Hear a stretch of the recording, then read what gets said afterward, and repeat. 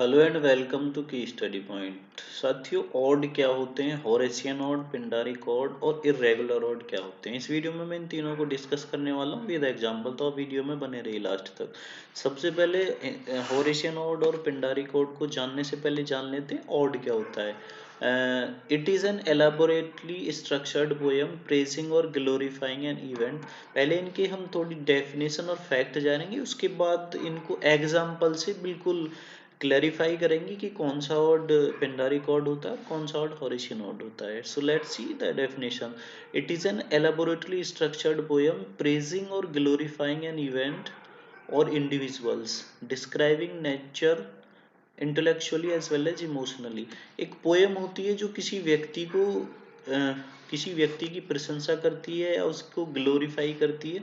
किसी इवेंट को ग्लोरीफाई कर सकता है वो पोएम, या फिर किसी व्यक्ति को भी कर सकता है, या फिर जो एब्स्ट्रैक्ट चीज़ें होती हैं, ठीक है, उन चीज़ों को भी ग्लोरीफाई कर सकते हैं। हम किसी की प्रशंसा में जो शब्द एक पोएम के फॉर्म में लिखें या बोलें कि गाए जाएं वो, ठीक है। और जनरली पहले गाए जाते थे, एक कोरस हुआ करती थी तो जो लिरिक फॉर्म में पोएम्स को गाया करती थी।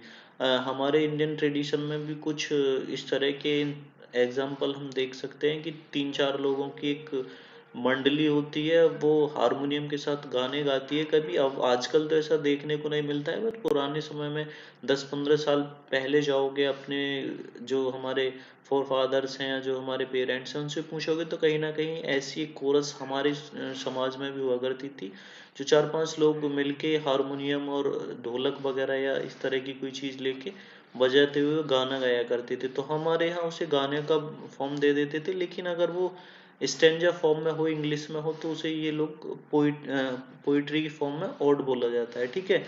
अच्छा, इसके थोड़ा सा स्ट्रक्चर के बारे में बात कर लेते हैं। एक classic ode is structure in 3 major parts. 3 major parts होते हैं ऑड के। पहला the strophe, the anti strophe and the epode. अब स्ट्रोफी एंड एंटी स्ट्रोफी और इपॉड क्या होते हैं इसको समझो।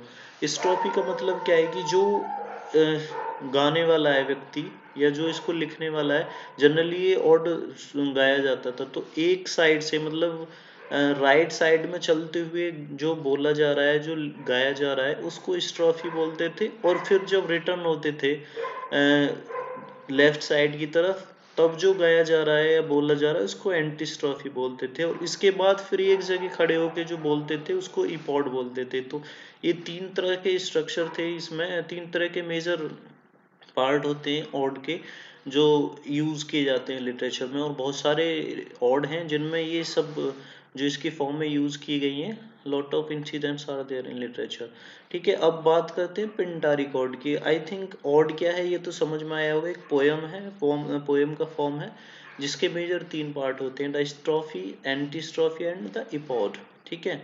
अब पिंडारिक ऑड को जान लेते हैं। पिंडारिक ऑड का मतलब क्या है। पिंडारिक ग्रीक पोइट थे, उन्होंने पोइट्री की फॉर्म जनरेट की थी। और उन्हीं को जो लोग फॉलो करते हैं, उनकी स्टाइल को, जो राइटिंग स्टाइल थी उनको जो फॉलो करते हैं, उस तरह की जो राइटिंग होती है उसे पिंडारिक ऑड कहते हैं। अब इसको हम, ये क्वेश्चन आता है कि पिंडारिक स्टाइल को लोग फॉलो क्यों करते हैं, क्योंकि वो सबसे पुराने और पॉपुलर पोइट हुए, लिरिक पोइट हुए, इसलिए ज़्यादातर इंग्लिश राइटर ने उनको कॉपी करने की कोशिश की है। अब जानते हैं पिंडारिक की स्टाइल क्या थी। पिंडारिक की स्टाइल जिसको ज़्यादातर लोगों ने कॉपी किया, और ये ग्रीक पोइट थे, लिरिस्ट थे, लेकिन उन्होंने अपने यहाँ लिखा, फिर भी इसको ब्रिटेन के लोगों ने कॉपी किया और फिर इंग्लिश लिटरेचर की एक पॉपुलर स्टाइल बन गई ऑड लिखने की, ठीक है। It is a form of ode associated with Pindar consisting of A triple unit और ग्रुप्स ऑफ ट्रिपल यूनिट्स। इसको मैं एग्जाम्पल से भी आपको क्लैरिफाई करूंगा, तो इनके सभी के एग्जाम्पल दिखा के कि किस पोयम को पिंडारिक ऑड में लिखा गया है और उसमें क्या अंतर है हॉरेशियन पिंडारिक और रेगुलर ऑड में, ठीक है। A form of ode associated with Pindar consisting of triple unit और groups of triple units. 3 group हों ट्रिपल यूनिट्स के, ठीक है, with strophe and anti strophe of the identical structure followed by an epode of a different structure. जैसे मैंने बताया कि 3 major part तो होंगे ही होंगे, तो इसमें ट्रिपल यूनिट्स जो ऑड अपने आप में कंसिस्ट करता हो उसको हम पिंडारी कॉर्ड कहते हैं। ठीक है, अभी एग्जांपल पोयम में दिखाऊंगा आपको, अभी इसके थोड़े से और फैक्ट को जान लेते हैं। Pindaric chords allow a 3 part structure while Horatian odes follow a regular pattern of usually 2 line और 4 line stanza। अब हॉरेसियन स्टेंजा क्या होता है उसमें और इसमें देखो यहाँ एक अंतर समझ में आया होगा। पिंडारी गॉड मैंने जैसे बताया कि ट्रिपल यूनिट्स फॉलो करेगा 3 पार्ट स्ट्रक्चर में, जबकि हॉरेसियन ओड क्या होगा वो एक रेगुलर पैटर्न फॉलो करेगा। वो 2 लाइन का भी हो सकता है 4 लाइन का भी हो सकता है, मतलब उसमें एक सिंपल पैटर्न फॉलो किया जाता है हॉरेसियन स्टाइल में। हॉरेस कौन था, हॉरेसियन ओड किसे कहते हैं ये भी जानो। हॉरेस भी एक रोमन पोइट थे और वो भी काफ़ी पॉपुलर है इंग्लिश लिटरेचर में। तो उनकी जो स्टाइल थी पोइम लिखने की उसको काफ़ी राइटर ने सभी ने फॉलो करने की कोशिश की है, उनकी स्टाइल में लिखने की कोशिश की है। तो इनकी स्टाइल क्या थी कि ये 2 लाइन का या फिर 4 लाइन का स्टेंजा लिखते थे और लगातार एक सिस्टमेटिक तरीके से उसको लिखते थे स्टेंजा पोएम को स्टेंजा फॉर्म में।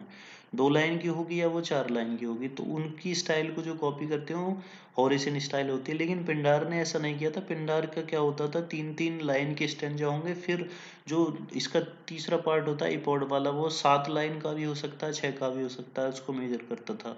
ठीक है, लेकिन हॉरेस क्या था वो 4-4 लाइन के या 2-2 लाइन के स्टेंजा लिखते थे और उनकी स्टाइल को हम हॉरेसियन स्टाइल बोलते हैं। ठीक है, Pindari chords are usually short and resemble the sonnet form, while Horatian or odes are usually long and resemble epics। इसे आप समझ सकते हैं कि जो हॉरेशियन ओड हैं वो लंबे होते हैं और इपिक्स जो यानी महाकाव्य बोलते हैं जिन्हें उनकी स्टाइल से मिलते हैं, जबकि ये जो पिंडारी कॉर्ड है ये सोनेट फॉर्म में होते हैं। देखो हॉरेशियन स्टाइल का अगर हम अपने धर्म ग्रंथों में बात करें तो जब आप रामायण पढ़ते हैं, अगर आपने किसी ने रामायण पढ़ी हो या फिर देखना, तो वहाँ छंद जो आ जाते हैं वो कई बार हॉरेशियन स्टाइल में, अगर हम उसे लिटरेचर में बात करें तो वो हॉरेशियन स्टाइल में लिखे हुए होते हैं। ठीक है, अच्छा अब इसके थोड़े से और बात कर लेते हैं। The Horatian ode is simply stanzaic form in which all stanza are structure in the same pattern at the description of the poet. ये चीज़ मैंने अभी आपको बता दी। अब आपको एग्जांपल दिखाता हूँ ताकि आपकी समझ में अच्छी शायद। देखो ये एग्जांपल दे रखा है, walk up you little sleep head, ये पोएम है एक। इसमें देखो पहले 3 लाइन का स्टेंजा है पहला एक, दूसरा 3 लाइन का स्टेंजा है। ठीक है, तीसरा स्टेंजा क्या है, ये 6 लाइन में तीसरा स्टेंजा दिया हुआ है। तो ये पहली 3 लाइन ठीक है स्ट्रोफी, ठीक है, ये दूसरी 3 लाइन एंटी स्ट्रोफी और ये अगली 6 लाइन ये इपोज। ठीक है, तो ये कौन सी स्टाइल हो गई, ये the progress of Poaceae by Thomas Gray की जो पॉपुलर पोएम है उससे ये लाइन ली गई है, स्टेंजर लिए गए हैं। तो ये कौन सी स्टाइल हो गई, ये स्टाइल हो गई पिंडारिक स्टाइल। ठीक है, पिंडारी कॉर्ड स्टाइल। इसमें इन्होंने एक पैटर्न फॉलो किया है, जैसे उसमें अभी मैंने डेफिनेशन में बताया था कि ये 3-3 लाइन का स्ट्रोफी एंटी स्ट्रोफी और फिर एक इससे डबल उसमें लेंथ में हो सकता है एपोड। तो इसमें यही स्टाइल आपको देखने को मिल रही है, 3 लाइन का स्ट्रोफी फिर एंटी स्ट्रोफी और इसके बाद 6 लाइन का एपोड। तो ये स्टाइल हो गई पिंडारिक स्टाइल। ठीक है, द प्रोग्रेस ऑफ पोइजी व थॉमस ग्रे। थॉमस ग्रे जो 18th सेंचुरी के राइटर थे, उनकी ये पॉपुलर पोएम है प्रोग्रेस ऑफ पोइजी, आपने सबने पढ़ी होगी। तो आई एम श्योर कि आपकी अब समझ में आ गया होगा कि पिंडारी कोड क्या होते हैं। ठीक है, इसके बाद बात कर लेते हैं अब दूसरा एग्जाम्पल यानी हॉरेशन स्टाइल। हॉरेशियन नोड क्या होते हैं।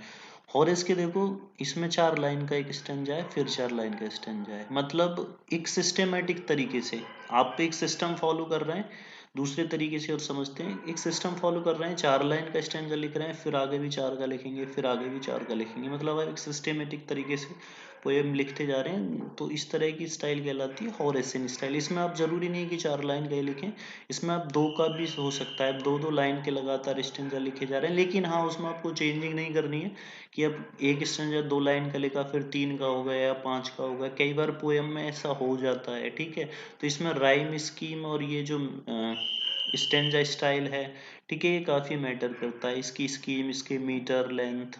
ठीक है, ये मैटर करता है हॉरिसन स्टाइल में। तो ये हॉरिसन स्टाइल हो गई। तो I think you all got it what is Horatian style. ये जो स्टैंडर्ड था ये ode on solitude by Alexander pope.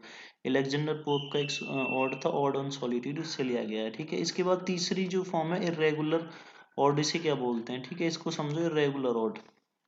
ये सामने जो आपको स्टैंजा पोएम दिख रही है इर्रेगुलर ऑड है, और इसकी ये ली गई है odd on A Grecian run by John Keats, काफी पॉपुलर पोएम है।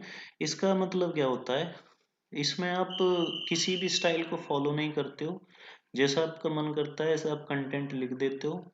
स्टैंजा छोटा कर लो, बड़ा कर लो, काफी लेंदी कर लो, ये टोटली आप पे डिपेंड करता है, ठीक है। तो ये हम जैसे जॉन कीट्स एक रिवेल टाइप का पोइट था, तो इसने इस स्टाइल को यूज किया, काफी और अदर राइटर्स ने भी इसको यूज किया है, ठीक है।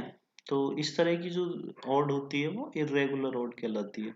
तो I am sure you all got it, Horatian odd, Pindari odd और इर्रेगुलर ऑड क्या होते हैं। वीडियो आपको पसंद आई तो लाइक कीजिए, शेयर कीजिए, और चैनल पे पहली बार विजिट कर रहे हैं तो सब्सक्राइब भी कीजिए। Thank you.